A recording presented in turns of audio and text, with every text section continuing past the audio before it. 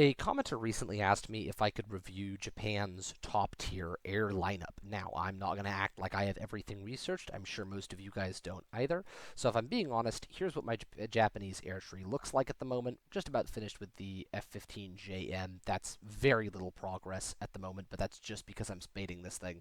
Once I get the F-15J, once I start playing that, I'll get it pretty quickly. Then I'm going to finish the F-16AJ real quick, and then I'll get onto this line, which I will do a lot of videos on. I'm really interested to see how the Alpha Jets play, and I'm obviously interested with these two as air-to-ground weapons. That being said, I have done a lot of this line.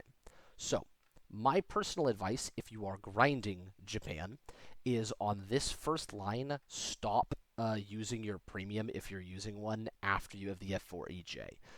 You can totally use it to grind the F4EJ Kai if you really prefer using your premium or you really don't like the gameplay of the F4EJ and you just want to be done with that, get to the Kai and then use this into the F15J and the J into the JM.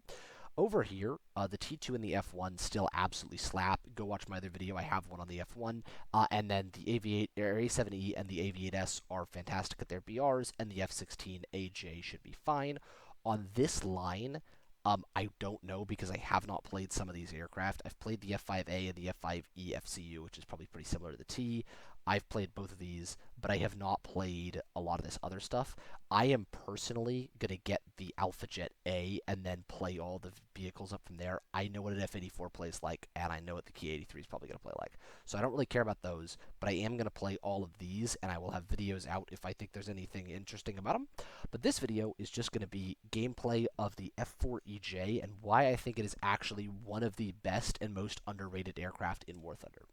Now, one might ask, what's unique about yet another Phantom? I've already played a Phantom, I already know what Phantoms are like. And this one plays at 12.3, making it even higher BR than the F4S. And if you look at it, you can figure out, even without having it, that it does not have an HMS, meaning you're at a pretty big disadvantage in radar missile dogfights, and it does not have the leading edge slats that were added later on in the F4 series, as it's an earlier F4E.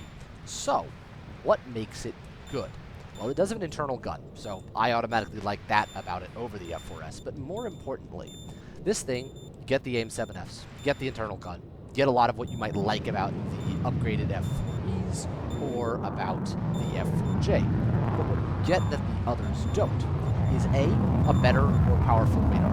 As compared to the F4S, you do get an F16 radar instead, which is much better. It's not as good as the F18 radar that you get on the F4F ICE, but for obvious reasons we're ignoring that when we're talking about the best F4. That one's the best, but it's purely because it gets a better missile set with access to AMRAAMs. The other thing that makes this thing nice, speaking of missile sets, is it gets AIM-9Ls. And at 12.3, having access to 4 AIM-9Ls is not bad. If you are flying this out, my recommendation for it is the same as with every other Phantom that I will talk about in every other video, which is take about 25 minutes of fuel, because that way you will burn about 5 minutes of fuel after burning into the battle, and then you have under 20 minutes of fuel, which makes this thing at its most maneuverable. You're going to have only the fuel you need to maneuver, and you're going to be very nice.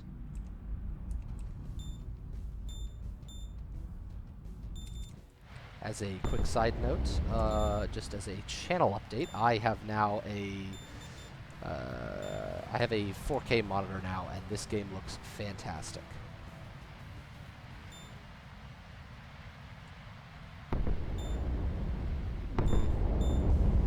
I was hoping I'd be able to get one of these guys with a long-range radar attack, but it was not meant to be.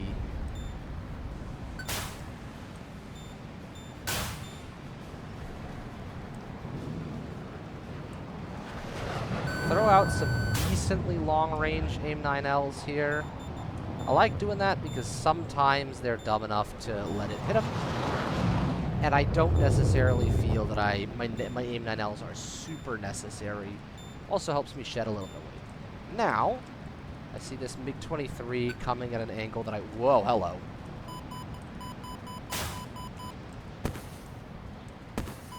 Nope, that's not going to hit. Oh, yes it is. Holy shit.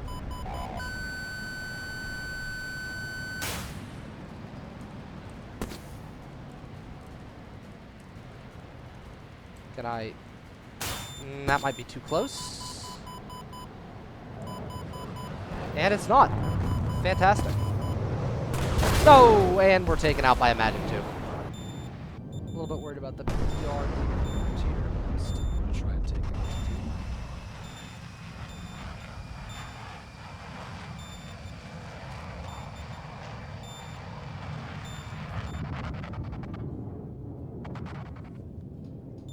One of the very nice things about this plane is those extra countermeasures, which I can just slap onto chaff. And hopefully,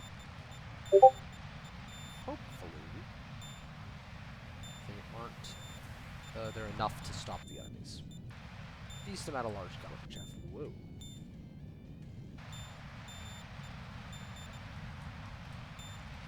Enemy up there, I'm sure, but it's a very long shot to try in an F4. Beam 7F. Oh, it's doable. It's just a long shot. The look down radar will hopefully give me... no, that's it. I'm coming down.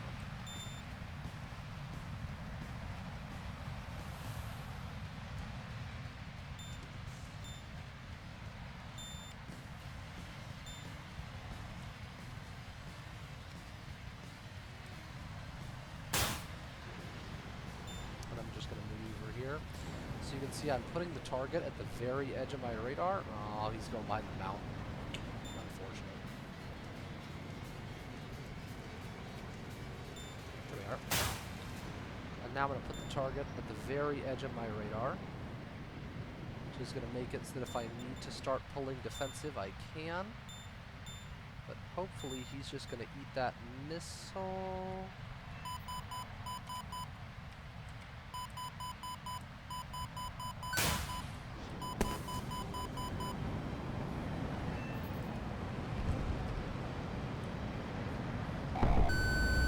That's not gonna hit.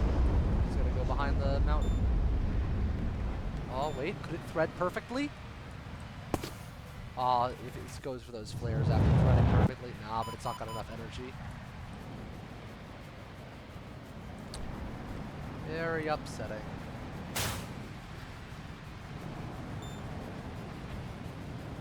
And bye-bye.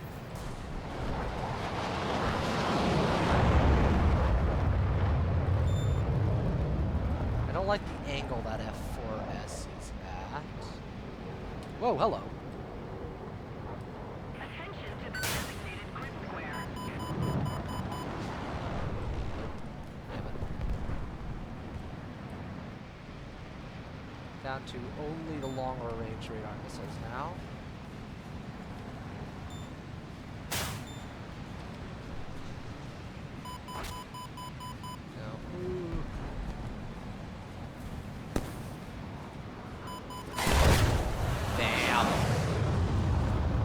Anyway, once again, by a French with a magic tube. I think I've given a decent profile of this plane. It's not the best plane in the game, and it plays at a BR where there's a lot of stuff that is very, very competitive against it. That being said, if you know how to use it, I would say this is probably the best Phantom outside of the F4F Ice, which I'm ignoring for the reason of it has Fox 3s. I don't think it's really fair to pit something with Fox 3s against something that does not have Fox 3s, which is all of the other Phantoms. That being said, I think this is the best out of the rest of them, and I highly recommend it to anyone grinding the Japanese tree, because it's very fun. And I highly recommend it to anyone if you don't have the Japanese tree, or you did grind it with a premium and you just kind of moved over it. With that being said, that's today. I hope everyone has a lovely day, and good night.